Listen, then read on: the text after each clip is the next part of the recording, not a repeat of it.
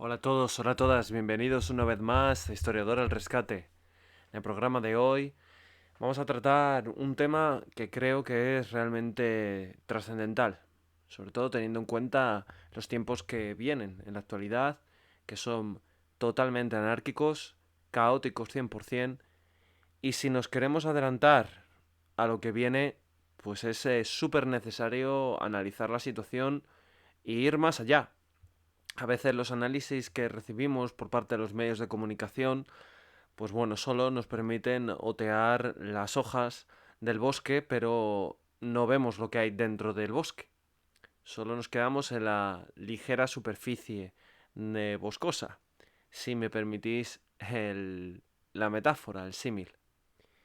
Así que hoy vamos a hablar de las implicaciones que tiene la guerra de Ucrania en el mundo actual y sobre todo qué puede ocurrir en el más inmediato plazo como consecuencia de la guerra de Ucrania. Nos estamos refiriendo a un nuevo orden mundial. ¿Es posible ese nuevo orden mundial, ese cambio de paradigma, esa modificación de la lucha por el poder entre dos bloques, Estados Unidos y Rusia y China? ¿Qué mundo nos dará? Algo que debo aclarar desde el minuto uno es que evidentemente nos movemos en un terreno bastante peliagudo y las posibilidades de equivocarnos pues son altas, lógicamente. Sin embargo, yo todas las argumentaciones y todos los pensamientos que voy a compartir con vosotros, mi audiencia, aquellos que os tomáis vuestro tiempo en el día a día para escucharme y que yo os lo agradezco profundamente de corazón, de verdad, pues van a estar razonadas.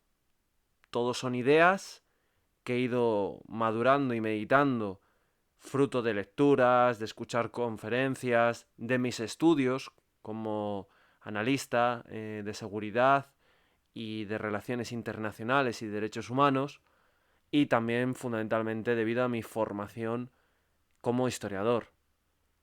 Todo esto hace que me haya permitido construir una línea argumental que es mía propia y personal. Puede coincidir algún argumento con algún analista y muchos otros sean totalmente opuestos. Por eso yo os digo que evidentemente todas las ideas que escuchéis en este podcast las toméis con cierta prudencia y creo que es lo que todo el mundo debería hacer. Por favor, contrastar toda la información que aquí os expongo, buscar, leer, ver programas de calidad. Y mi idea, sobre todo con este podcast, cuando decidí abrir Historiador al Rescate, es crear una ciudadanía comprometida, con espíritu crítico. Así que, por supuesto, todas las críticas que tengan una línea argumental razonada, son bienvenidas. Eso sí, las críticas basadas en el insulto, en la falta, en cuestionar mis conocimientos, pues lo siento mucho, pero no. Y aquellas que se basen en pseudociencia o pseudo razones movidas por la propaganda putinista o otanista, pues directamente ni me molestaré en responderlas, ni tan siquiera, claro, en darles mayor enjundia. Así que, dicho esto, vamos a empezar. Y me gustaría empezar con una pregunta que ha salido durante muchísimo tiempo en los medios de comunicación y que creo que hay que tener en cuenta. Es el fantasma de la Tercera Guerra Mundial o de la guerra nuclear, ¿no? Que provocaría, evidentemente, como consecuencia, una Tercera Guerra Mundial, sin duda alguna. En este escenario, no podemos descartar, evidentemente, que Rusia, si el conflicto ucraniano le lleva a ponerse de rodillas debido a que la guerra la está perdiendo, ¿vale? Imaginemos este escenario en el que Rusia pierde la guerra, está siendo humillada, todavía de momento ese escenario, repito, no se ha dado, Es cierto que ha recibido en el terreno bélico fuertes golpes, en el económico absolutamente también, pero Rusia está lejos todavía de desaparecer en el panorama ucraniano. Todavía presenta posibilidades altas de poder ganar este conflicto, repito. Así que bueno, imaginemos el escenario en el que Rusia está perdiendo, se ve acorralada por la comunidad internacional, sobre todo por Occidente. Es en ese momento en el que Rusia podría utilizar armamento nuclear táctico, movido sobre todo con el objetivo de escalar para desescalar. Es decir, eh, mi modus vivendi, mi propio estado, mis intereses geoestratégicos fundamentales, porque para Rusia, como ya hemos ido viendo en los podcasts anteriores, que os recomiendo que los escuchéis, Ucrania es una cuestión fundamental debido a muerte para su seguridad, debido a su prisma político. Ellos entienden que Ucrania ha sido parte de Rusia y que si Rusia quiere construir un colchón de seguridad que evite ser invadida, como ya ha sido múltiples veces invadida a lo largo de su historia por los mongoles, por los polacos, por ejemplo, también los franceses, por supuesto, los alemanes en la Segunda Guerra Mundial, es muy importante tener Ucrania bajo su poder.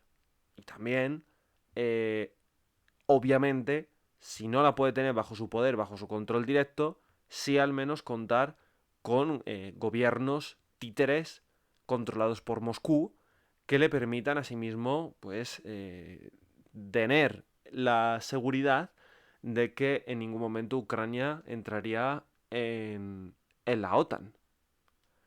Así que esto es fundamental. Otras ventajas estratégicas que obtiene Rusia de una Ucrania vasalla sería la salida a aguas calientes.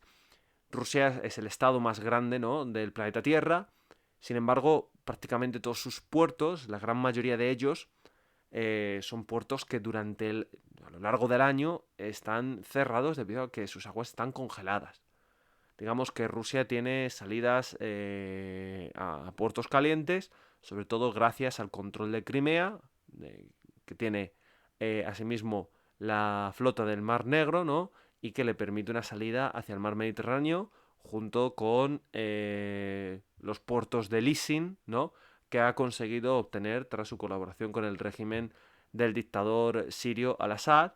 Y tampoco nos podemos olvidar de Kaliningrado, que ese remanente, ese pedacito de tierra, la antigua Königsberg alemana, que perteneció al Tercer Reich en la Segunda Guerra Mundial y que fue, de hecho, bueno, la cuna de Prusia, de lo que luego será Alemania, y que sin embargo, pues tras la Segunda Guerra Mundial, se fue fagocitado por la Unión Soviética y posteriormente, tras la caída de la Unión Soviética en el 91, tenemos que Rusia ha conseguido mantener ese territorio, el cual, por supuesto, Alemania no ha protestado porque sabemos que desde el 91, desde la reunificación alemana, pues han mantenido una política bastante pacifista y de apaciguamiento y de acercamiento con Rusia.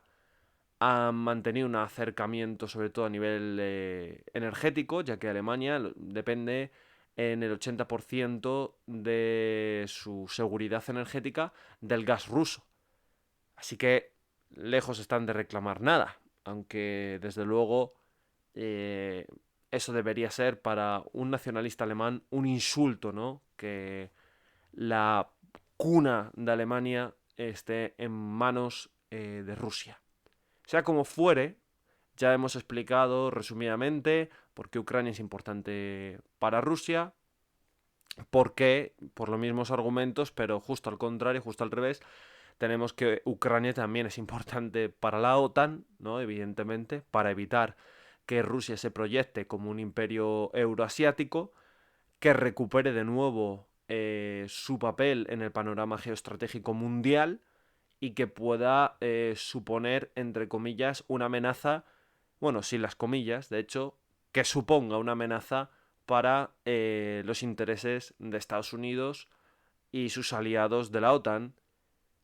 Aunque claro, muchas veces, y esto hay que manifestarlo, los intereses de Estados Unidos no son los intereses, siempre coinciden con los intereses de la Unión Europea.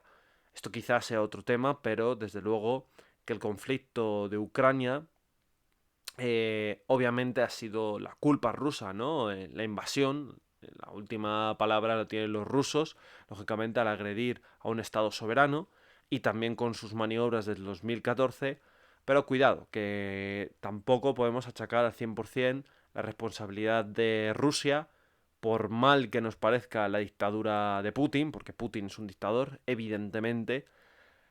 ¿Por qué digo esto?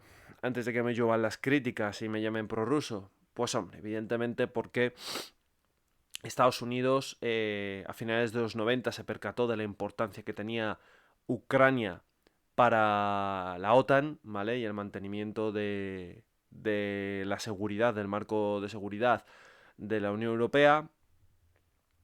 Y bueno, pues empezó ya a coquetear con la posibilidad de que a finales de los 90, a principios de los 2000, de que Ucrania pudiese pasar a formar parte de la OTAN. De hecho, en el 2008, en Bucarest, pues, mencionaron, ¿no?, de que los siguientes países que pasarían a formar parte de la OTAN sería Ucrania, Georgia y Moldavia, si no recuerdo mal. Y esto evidentemente pues, puso sobre alerta a Rusia. ¿Por qué es tan importante para la OTAN? Por lo que decimos, para evitar sobre todo que el gigante ruso despierte y empiece a recobrar aquellos países que pertenecieron a su órbita tras ser conquistados, tras ser absorbidos por la Unión Soviética en la Segunda Guerra Mundial. Lo cierto es que estos países que han vivido bajo el comunismo, como son Lituania, Letonia, Estonia, Polonia, Rumanía, República Checa, obviamente Bulgaria, por ejemplo, también, obviamente no quieren tener nada que ver con Rusia. eh, y digo Rusia porque la Federación Rusa es reconocida a nivel legal como la heredera de la Unión Soviética. Y bueno, pues no quieren tener nada que ver con ellos porque lo pasaron bastante mal bajo el comunismo. Y al fin y al cabo son estados soberanos que han elegido democráticamente pasar a formar parte de la OTAN. Y esto es algo que los prorrusos no entienden, no conciben y que Rusia siempre esconde.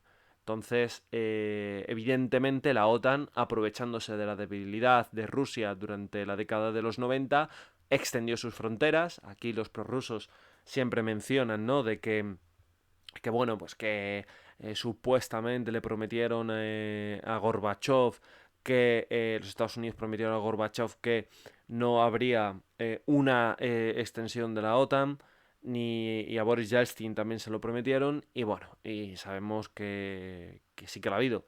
Pero claro, esa supuesta promesa no hay nada por escrito, por lo tanto, eso a nivel jurídico de derecho internacional pues no sirve para nada. En castellano tenemos un refrán bastante bueno que dice que las palabras se las lleva el viento. Sea como fuere, está la situación geoestratégica actual. Entonces, ahora creo que somos todos capaces de entender que una Rusia acorralada, que una Rusia que pudiese estar perdiendo la guerra de Ucrania, estaría dispuesta a utilizar armamento nuclear, desencadenando una situación pues de muy difícil previsión, ya que evidentemente si la invasión de Rusia a Ucrania ha cambiado el paradigma de seguridad en Europa, ha aparecido que ha revitalizado, ¿no?, a la Unión Europea y ha reforzado a la OTAN, imaginaos lo que supondría de la utilización de armamento nuclear sobre Ucrania. Sería, vamos, provocaría una sensación de amenaza absoluta en Polonia, en Rumanía, en los estados bálticos, ¿no?, en países que son miembros de la OTAN y en otros países que a día de hoy todavía no son miembros de la OTAN, pero han presentado su candidatura, como son Finlandia y Suecia, y que muy probablemente, si todo va bien y no hay vetos de última hora, hablo sobre todo de Croacia o Turquía, es muy probable que a finales del mes de julio, del mes que viene, en la reunión de más alto nivel de la OTAN en Madrid, pues pasen a formar parte de la organización atlántica, ¿no? En cualquier caso, la respuesta de estos países podría ser también el empleo de armas nucleares, lo que nos llevaría a una tercera guerra mundial. Es un escenario que nadie debería querer. Nadie debería querer. Y por este motivo tenemos que la Unión Europea ya empieza a dar símbolos de desgaste en esa unión, ¿no? Sobre todo por parte de Francia y por parte de Alemania, los cuales, pues Alemania por miedo, ¿no? También a la guerra nuclear, Francia lo mismo, pero Alemania en concreto, por lo que he comentado antes de la dependencia energética, pues evidentemente no quiere que haya una ruptura total del gas ruso, a pesar de los cambios, ¿no? Del giro en 180 grados de la política alemana en este sentido, ¿no? Eh, entonces ya vemos como la Unión Europea empieza a dar pequeños síntomas de debilidad. La Unión Europea, con unos sectores muy duros en contra de la invasión de Rusia, como son Polonia, los Bálticos, Rumanía, ¿no? Y luego también otros más, por así decirlo, más proclives a la negociación y no al rupturismo, como podría ser Francia, Alemania fundamentalmente, luego tal vez Italia. Bien, así que la posibilidad de la Tercera Guerra Mundial evidentemente está ahí. Es remota de momento, pero cuando la gente habla de escalar, cuidado, hasta dónde estamos dispuestos a escalar. Es cierto que existe otro paradigma, que es el paradigma que creo que tienen los países como Polonia, los Bálticos, etcétera, e incluso algunos analistas de Estados Unidos. Estos piensan que Putin no ha abierto la caja de Pandora y que no va a parar en, evidentemente, con Ucrania, que esto es un plan a largo plazo y que tras Ucrania, si Occidente no muestra fortaleza y no muestra la disposición de utilizar las armas directamente contra Rusia, el plan sería entrar en Moldavia y ya a partir de ahí reclamar lo que fue suyo, entrando a por Rumanía y los Bálticos. Asimismo, China estaría manteniendo un perfil bajo, absteniéndose, como vamos a ver ahora, de condenar la agresión rusa a Ucrania, con el objetivo de ver qué ocurre, tantear el terreno, y si Rusia demuestra que su invasión de Ucrania no es un fracaso, podría sumarse a la aventura militar, según estos analistas, atacando Taiwán e iniciando, por lo tanto, una guerra mundial en dos frentes o en dos teatros de operaciones. Un europeo, de nuevo, el fantasma de la guerra, otra vez está aquí, en el viejo continente, y otro asiático, en el cual pues supondría para Estados Unidos tener que dividir fuerzas, ¿no? E incluso algún analista se ha atrevido a decir que de hecho la presencia, y esto es cierto, es verídico, la presencia de Estados Unidos en América Latina ha perdido muchísima popularidad, muchísimo apoyo en apenas 12 años, si lo comparamos con 2010. Y ahora mismo Estados Unidos tiene muy poquitos aliados fieles en América del Sur, o en Hispanoamérica, si preferimos utilizar este término mejor, que es más correcto en mi opinión que el de América Latina, es un término creado artificialmente. Bueno, sea como fuere, podemos darnos cuenta que obviamente, de hecho, muchísimos prorrusos son argentinos, brasileiros, gente, vamos, del mundo hispanoamericano. Y para estos analistas, quizás los más, bueno, los más, no sabría qué término utilizar para no ofender, quizás los más preocupados por la posibilidad de la Tercera Guerra Mundial, para ser políticamente correcto, informan que incluso Rusia podría promover en estos países la intervención en la guerra en contra de Estados Unidos, como sería, por ejemplo, el caso de México, ¿no? Cuba, atacando a los Estados Unidos. Bueno, esto para mí, quizás, en mi opinión, es ir demasiado lejos, es hacer un poco de ciencia ficción, pero, eh, como he dicho, el ataque ruso a Ucrania ha abierto la caja de Pandora y ninguno de nosotros, o prácticamente ninguno, se esperaba que se llegase a una situación como la actual. Entonces, desgraciadamente, por exagerado que nos pueda parecer o remoto, ¿no?, que pueda ser esta posibilidad, resulta útil tenerlo en cuenta. De hecho, grandes politólogos mencionan que actualmente nos encontramos en la fase de los antecedentes, cuando estudiamos una guerra, la Primera Guerra Mundial, la Segunda Guerra Mundial, por ejemplo, siempre hay un periodo que son los antecedentes bélicos, ¿no?, que llevan luego al conflicto mundial. Pues para estos expertos, ahora mismo nos encontraríamos en esa fase. Asimismo, lo que es evidente, ya no nos movemos en el terreno de la hipótesis, sino en el de las certezas. Lo que es evidente es que se acerca una crisis alimentaria y una crisis energética en ciernes. Tanto Rusia como Ucrania aportan un 1% del PIB mundial. Sin embargo, son dos países fundamentales. ¿Por qué?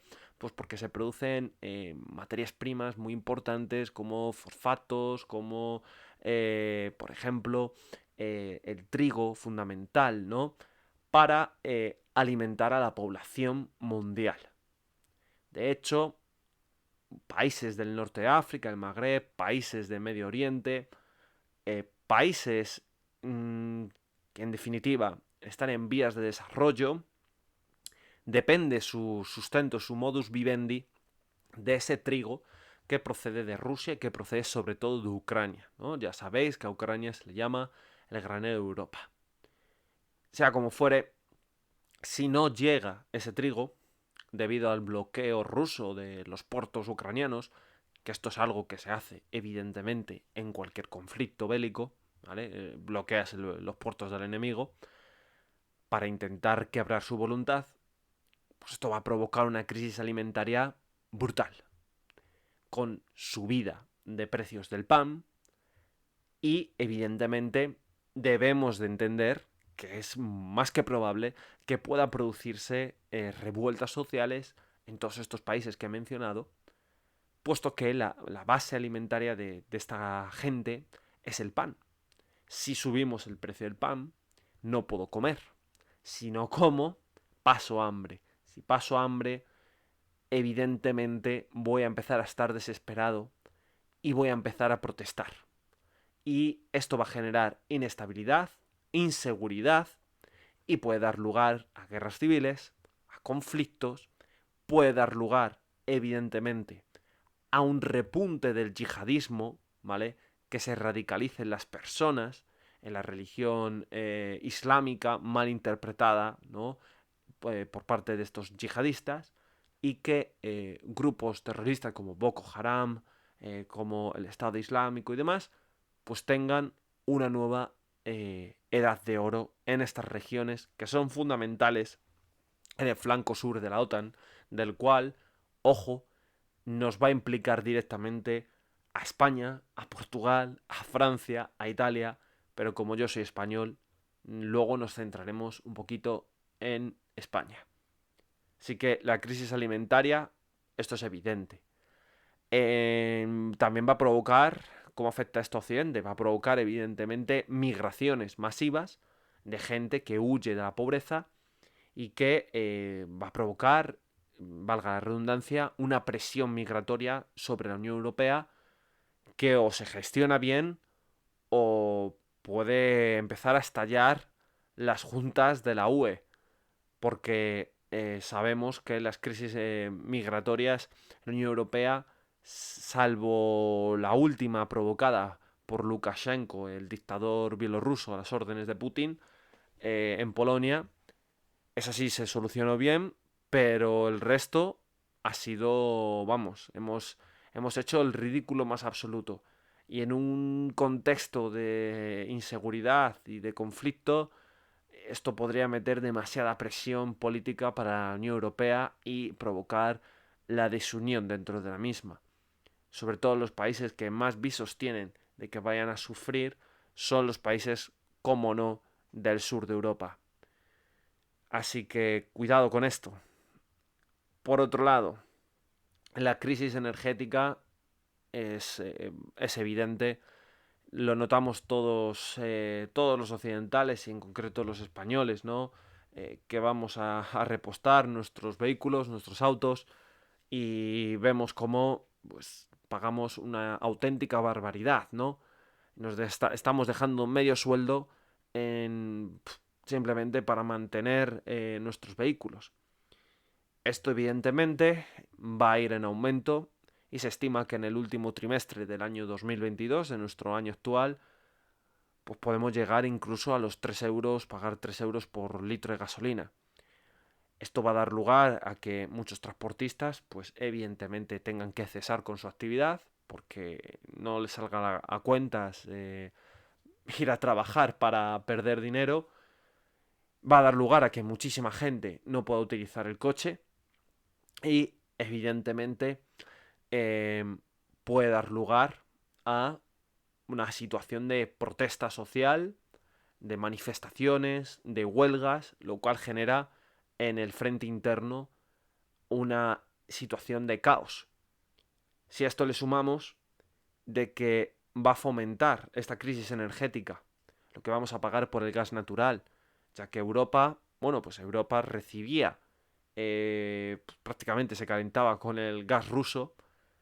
Es cierto que los países del sur, Italia, España, a priori deberíamos de tener esto algo más garantizado debido a los acuerdos con Argelia, pero cuidado porque España cometió el estúpido error y creo que, bueno, en honor a la verdad no habría que acusar a España, habría que acusar al señor Pedro Sánchez de cometer el estúpido error que de forma unilateral decidió dar un giro 180 grados en la política española sobre el Sáhara Occidental, vendiendo esta región, la cual de jure todavía el control por un mandato de la Organización de las Naciones Unidas correspondía a España, pues decide cambiar esta política y reconocer que el Sáhara debe pertenecer a Marruecos, como si esto fuese el siglo XIX, la conferencia de Berlín,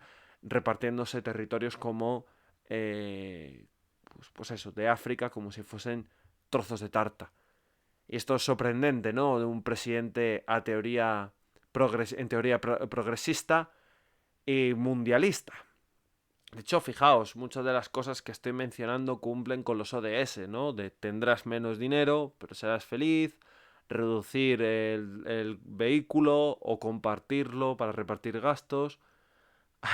Ahí lo dejo.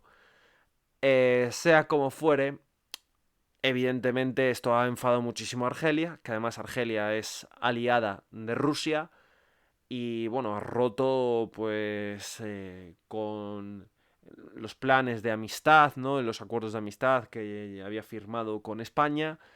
De momento Argelia afirma que no, que sus contratos de gas natural los va a mantener, pero en esto ha entrado Italia, y Italia nos adelanta por la derecha, ha hecho una diplomacia sublime y bueno, pues parece ser que va a tener esa preferencia, ese trato preferente con Argelia por encima de España. Todo por una maniobra mal calculada y realmente mal hecha. Eh, ¿Por qué la podía hacer esto Pedro Sánchez? Pues bueno, aquí entran ya las teorías de la conspiración, de que el rey de Marruecos estaba dispuesto a hablar sobre lo que sabía del 11M, sobre trapos oscuros y sucios de la mujer del presidente. Bueno, yo sinceramente, pues esto nos movemos en el terreno más absoluto de la especulación y no me lo creo, ¿vale? Lo cual no significa que no existan, pero yo pues simplemente soy escéptico. Lo que sí que creo es que evidentemente España, viendo lo que había ocurrido con Ucrania, decide aplicar una estrategia de rendición preventiva y ceder ante el matón, en este caso Marruecos, el cual el reino alauita ha aplicado una diplomacia agresiva, moviéndose en la guerra híbrida, esa zona gris, utilizando inmigrantes para saltar a fronteras españolas de una manera atroz, pero a la par, a nivel de relaciones internacionales, eficaz. Y esto ha potenciado, evidentemente, que España decida ceder con el Sáhara, en vez de utilizarlo como arma para desequilibrar internamente a Marruecos. Y bueno, pues con la esperanza de que así Marruecos se va a estar quietecito, no va a volver a bombardear con inmigrantes ilegales Ceuta y Melilla, ni va a reclamar Ceuta y Melilla ni el Sáhara, ni por supuesto, ni por supuesto las Canarias, y ya que el Sáhara sería suyo, entre comillas, ¿vale? Y tendríamos el flanco sur cubierto, a priori, ¿vale? Por si acaso estallase la Tercera Guerra Mundial o un conflicto a mayor escala que os he estado comentando anteriormente. Lo que pasa que esta visión pues, no tenía en cuenta la reacción de Argelia o directamente fueron tan estúpidos de pensar que Argelia se lo iba a tomar a bien. Igual que con lo de con recibir a Gali, a ese asesino del Frente Polisario en España, para curarle el COVID-19, pensando que Marruecos se lo va a tomar a bien si se llega a enterar. En fin, estúpido, ¿vale? Es no tener en cuenta cómo funcionan los países y los riesgos que estás corriendo. Sí que preveo una crisis económica muy fuerte para finalizar el año 2022, con una inflación galopante que va a afectar sobre todo al mundo en general, pero sobre todo a España. También con crisis en la cadena de suministro, las cuales pues, todavía no se han solucionado como consecuencia del COVID-19 y están siendo sometidas a una tensión brutal. Y esta situación puede dar lugar a la temida estanflación, la cual supondría pues, una crisis realmente horrorosa porque aumentaría el paro y aumentarían los precios. Entonces, fijaos qué círculo vicioso tan destructivo. Asimismo, hay que tener en cuenta que los países occidentales tienen una deuda pública absolutamente disparada. En el caso de España, está en torno del 95% de nuestro Producto Interior Bruto. Y se estima que de llegar a los peores pronósticos, estiman que de llegar a una situación de esta inflación, España podría llegar al 150% de deuda pública de nuestro Producto Interior Bruto. Deuda pública a la cual, por cierto, una gran parte de ella pertenece a la dictadura china. Con Xi Jinping, el cual aparece, quien me esté escuchando por YouTube, verá que aparece la fotografía, ¿no? Y quien me escuche por iVoox, pues la fotografía del podcast es la que estoy poniendo en YouTube. Xi Jinping, socio y amigo de Vladimir Putin, ¿vale? Pues en la crisis del 2008 China decidió comprar una parte importante de la deuda de España. Esto evidentemente nos dejaría un margen de maniobra muy escaso para nuestro país, con la consiguiente problemática a nivel social que eso confiere, porque evidentemente no habría dinero para invertir en educación, para invertir en sanidad, habría que invertir sí o sí en seguridad, porque estamos moviéndonos en un terreno del conflicto bélico cada vez más potencial que puede involucrar a España, ya sea con Rusia como parte de la OTAN o en el flanco sur con Marruecos o con Argelia. Vale.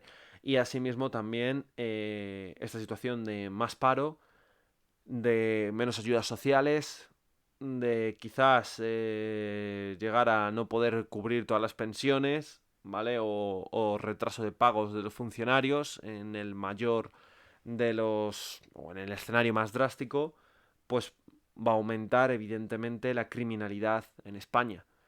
Así que esto es algo que hay que tener muy en cuenta, aumentando la criminalidad, las protestas sociales, por todo lo anteriormente mencionado, y como no tenemos una enorme cantidad, que se diga, de efectivos de policía, de guardia civil, y de VP, ¿no? Y recursos de fuerzas y cuerpos de seguridad del Estado, que de hecho hay policías que un policía trabaja prácticamente por 3 funcionarios, ya que no sacan todas las plazas que deberían sacar a concurso público, pues esto va a llevar a que elementos de las Fuerzas Armadas tengan que, o potencialmente, tengan que ser empleados para controlar el frente interno, evidentemente debilitando la posición externa de España, y esperemos a ver si es en ese momento en el que Marruecos no reclama con una posición más, por así decirlo, vehemente, la soberanía sobre Ceuta y Melilla. Veremos a ver qué ocurre si se produce este escenario que os estoy comentando. Bien, asimismo también pues hay mucha gente, ¿no?, que se sorprende porque las sanciones económicas pues, no están haciendo que Rusia quiebre. A ver, hay que tener en cuenta, importante, ojito, que las sanciones económicas sí que han dañado a Rusia, ¿eh? O sea, eso no lo podemos negar. Y que, por supuesto, están llevando a la economía rusa pues al límite.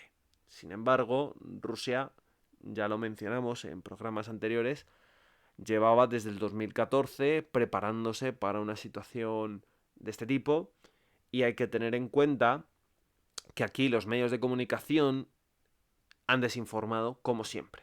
Y me refiero a los medios de comunicación prooccidentales, lógicamente. ¿Por qué digo esto? Pues bueno, pues hay que tener en cuenta que allá por marzo de 2022, la Asamblea General de las Naciones Unidas condenó la invasión rusa en Ucrania. En concreto, con 141 votos a favor de esta condena, 5 países se mostraron en contra, ¿no?, de condenarla, y hubo 35 abstenciones. Entonces, claro, tú ves estos resultados y dices, ostras, Rusia, pues el mundo está en su contra, ¿no? Está en contra de las políticas del Kremlin, de Vladimir Putin, etcétera, etcétera. Pero vamos a ir más allá, para no quedarnos en esas hojas de los árboles, ¿no?, y ver el fondo del bosque. Vamos a ver. Si analizamos los países que han condenado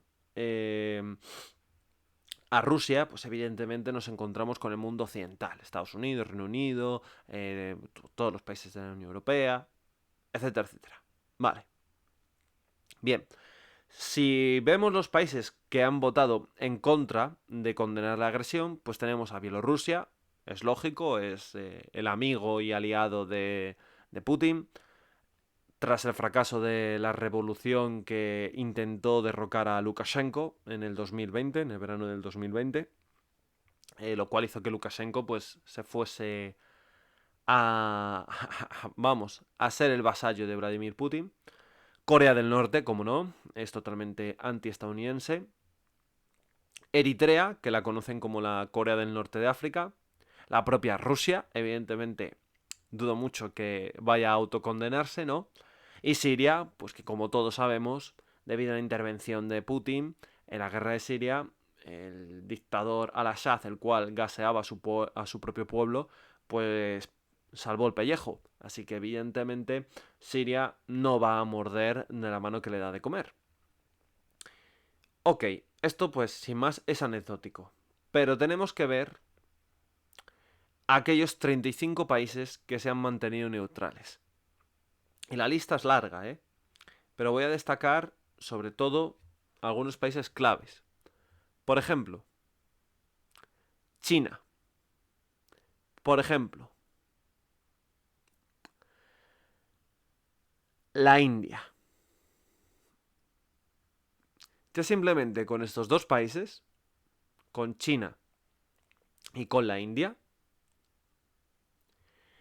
fijaos la cantidad de gente que vive en ambos dos. Si a eso le añadimos el resto de países como Argelia, Angola, Armenia, Bangladesh, Bolivia, Burundi, el Congo, Cuba, El Salvador, Guinea Ecuatorial, Irán, Irak, después de la intervención de Estados Unidos, pues se abstiene. Kazajistán, Kirguistán, Laos, Madagascar, Mali, Mongolia, Mozambique, Namibia, Nicaragua, Pakistán, República Centroafricana, Senegal, Sudáfrica, Sudán del Sur, Sri Lanka, Sudán, Tanzania, Tayikistán, Uganda, Vietnam, Zimbabue. Bueno, pues todos estos países, como digo, se abstienen de condenar a Rusia por su agresión a Ucrania, y lo que no nos dice la prensa occidental, y por eso la acuso de desinformar, es que sumando todos los habitantes de estos países representan a la mitad de la población del mundo. Nada más y nada menos. En otras palabras, la mitad de la población mundial se abstiene de condenar a Rusia. Y en el lenguaje diplomático, una abstención supone que no está en contra de Putin, que no critica a Putin. Incluso algunos de los países están a favor, pero no lo declaran abiertamente porque todavía quieren ver cómo evoluciona el conflicto y cuál es la reacción de Occidente. Así que mucho cuidado con decir que Rusia está sola, porque la mitad del mercado mundial está abierto, en concreto la India, que está deseosa de obtener gas ruso a un precio más asequible, China, que es el fiel aliado de Rusia, están abiertos a negociar con Rusia, lo cual evidentemente perjudica, como es lógico, la toma de estas sanciones, ¿no? De estas medidas de sanción contra Rusia, establecidas por parte de Estados Unidos y del mundo occidental. Si a esto le sumamos a la división interna de la Unión Europea que antes mencionaba, pues fijaos, ¿no? Cómo van a poder triunfar las sanciones como tal. Cuando los medios de comunicación mencionaban que se van a deponer a Putin los rusos, tal. Bueno, de momento ese escenario todavía no se ha dado. No digo que no se pueda dar. Evidentemente, si hay un fracaso estrepitoso en la guerra de Ucrania, pues podría ser plausible. Pero de momento, en mi opinión, está lejos de producirse. Por lo tanto, sí, podemos afirmar que ha habido un cambio en el orden mundial, un cambio de paradigma, hacia un mundo donde la inseguridad va a estar más presente que nunca, hacia un mundo donde Putin ha cambiado las reglas del juego, ha violado todos los acuerdos internacionales. Por ejemplo, para empezar, el acuerdo, ¿no? firmado en Budapest en 1994, en el que Rusia se comprometía a respetar y reconocer la integridad territorial de Ucrania y a defenderlo de cualquier ataque, junto con Estados Unidos y Reino Unido, a cambio de que Ucrania cediese a Rusia su armamento nuclear. Es decir, Rusia reconocía Crimea como territorio ucraniano, pero bueno, pues ha decidido violar todo este derecho internacional. Ya lo decidió en el 2014, no es nada nuevo. Ese fue el primer acto de su obra. Y el segundo acto pues fue la invasión en febrero de 2022 del territorio ucraniano. Y este nuevo mundo supone que, bueno, pues que la fuerza, la violencia militar, está por encima del derecho internacional. Estas reglas que se establecen por parte de las democracias liberales lideradas por Estados Unidos tras la caída de la Unión Soviética en 1991, pues evidentemente se basaban en el derecho internacional, sobre todo en la reducción del uso de la fuerza dentro de las relaciones internacionales. Incluso podemos mencionar que esto ya viene dicho por la Carta de las Naciones Unidas, la cual, por cierto, nadie respeta, empezando por los propios Estados Unidos. porque precisamente, y a pesar de que me fastidie decirlo, pero es la realidad y hay que ser justos, el derecho internacional, ese mundo basado en unas normas, que verdaderamente así es como debería ser, el primer país que ha decidido en sendas ocasiones violarlo, lo cual no justifica la agresión rusa sobre Ucrania, pero sí que hay que mencionarlo, han sido los propios Estados Unidos, con sus intervenciones, por ejemplo, en Irak, eh, en contra de la comunidad internacional, basándose en unos posibles armamentos de destrucción masiva que nunca se encontraron en el régimen de Saddam Hussein, o, por ejemplo, a finales del siglo XX, con el bombardeo sobre Yugoslavia por parte de la OTAN, o incluso la intervención por parte de las Naciones Unidas, dándole el mandato pues de bombardear Libia. No, no le dieron el mandato de bombardear Libia tras las primaveras árabes de 2011, sino de establecer, por parte de Estados Unidos, Francia y demás, zonas de exclusión aérea, y sin embargo pues se dedicaron a bombardear Libia para derrocar a Muhammad el-Gaddafi, el cual pues ya no les interesaba tenerle ahí como dictador.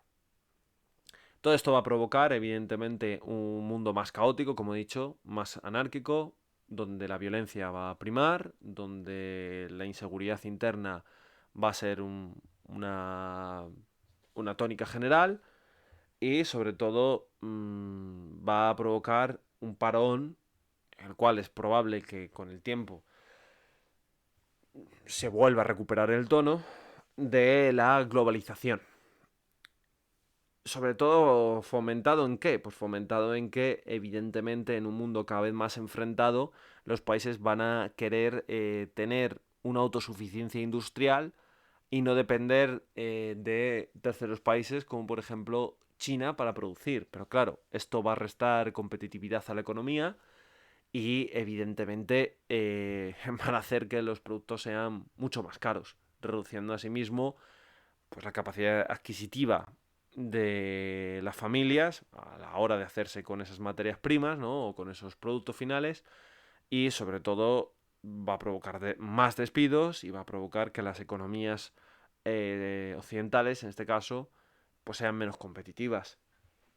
¿Y España? ¿Qué ocurre con España? ¿Qué soluciones tiene España ante estos errores que ha cometido con Marruecos, que no vienen de ahora, sino de una cesión continuada, con todos estos presidentes que hemos tenido en España que no han sabido estar a la altura de la grandeza de nuestra historia, en las relaciones, por lo que se refiere con el vecino del sur, con Marruecos, que le han consentido todo ante el temor de utilizar la fuerza. El único presidente que yo diría que ha tenido un mínimo conocimiento de relaciones internacionales, y me van a criticar con esto, pero ha sido fundamentalmente José María Aznar, aunque cometiese múltiples errores, por supuestísimo. Pero bueno, sea como fuere, las posibilidades que tiene España, yo veo varias. La primera es invertir en defensa sin volverse loco, pero sobre todo basándose en una guerra futura, con enjambres de drones, ¿vale? E invertir en tecnología militar, etcétera, etcétera. En guerra electrónica, muy importante. En renovar, por ejemplo, el armamento que llevan nuestros cazas. Si pudiésemos tener un portaaviones potente y nuevas fragatas sería la leche. Y luego fomentar una alianza con los países del Mediterráneo. Para empezar, es muy importante que España se acerque a Portugal y poder establecer una alianza militar, política, entre ella el iberismo quizás es fantasear demasiado, pero sería muy importante para España algo así, ya que estos dos países hermanos iríamos juntos a cumplir con nuestros objetivos políticos que muchas veces coinciden, ¿eh?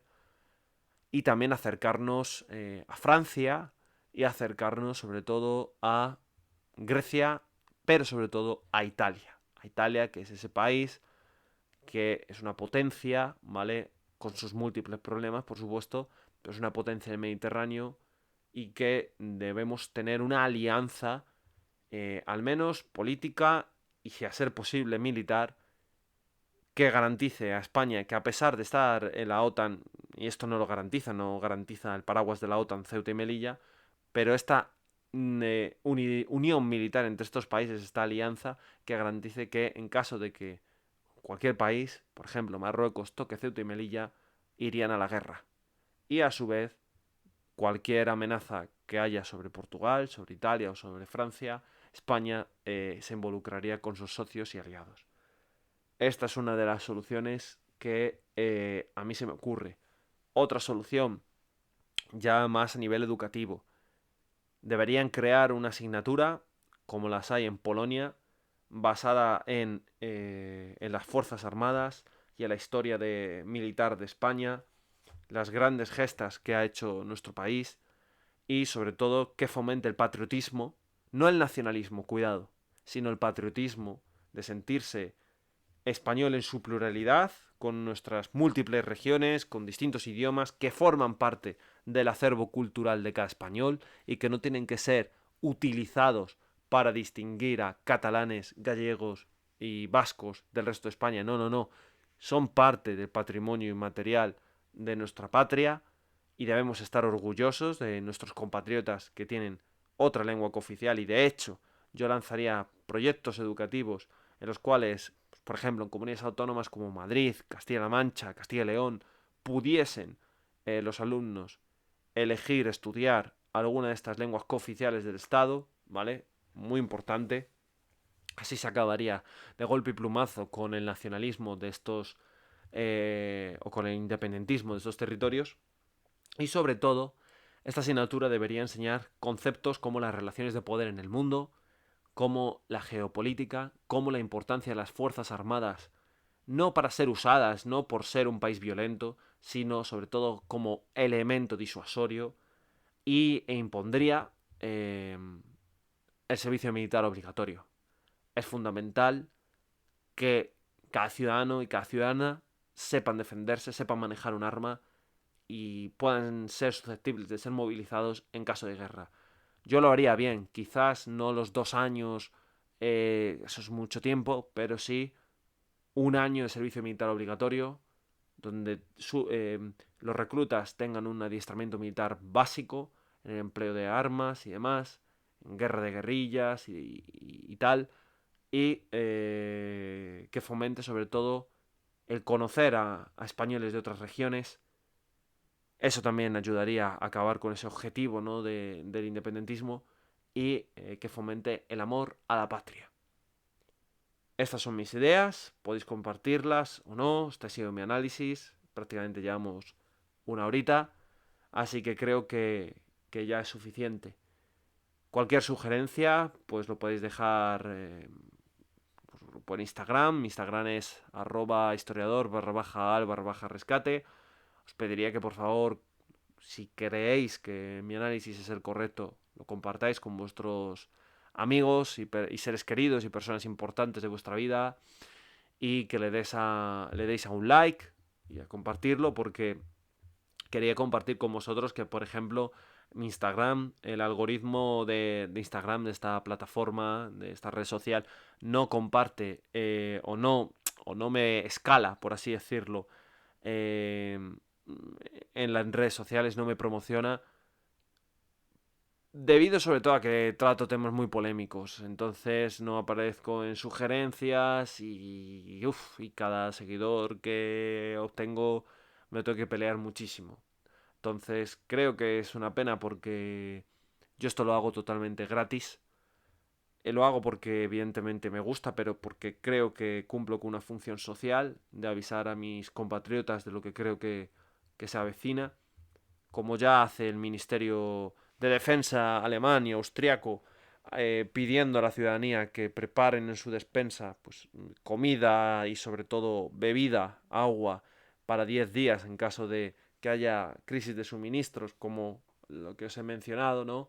Y que haya altercados, o que, por ejemplo, altercados sociales me refiero, o que, por ejemplo, los transportistas no puedan llegar a reponer la comida, los alimentos, el agua de supermercados, pues estos ministerios ya lo están avisando a sus ciudadanos. Y mientras el Ministerio Español pues está con estupideces y mamandurrias en fin, de igualdad de género y, y cosas así, ¿no? Entonces, a ver, evidentemente la igualdad entre hombres y mujeres es muy importante, pero creo que en España ese problema no existe. En España existen otros problemas, como por ejemplo la inmigración ilegal que está provocando inseguridad y está provocando repuntes de violaciones en grupo contra las mujeres, y es algo que se censura por parte de los medios de comunicación y que es una lacra que hay que perseguir. Por supuesto, habría que aumentar las penas contra la violencia machista, soy el primero que lo defiende, pero cuando haya una guerra, Dios no lo quiera, o un conflicto grave, vete tú a un ruso a hablarle de igualdad de género, cuando solo entienden de fuerza. Dicho esto, espero que os haya gustado y desearos que paséis un magnífico día, o que durmáis bien, o que tengáis una buena mañana, una buena tarde, dependiendo de cuándo me estéis escuchando. Un fuerte abrazo y desearos que seáis buenos y que seáis felices. Hasta la próxima. Chao.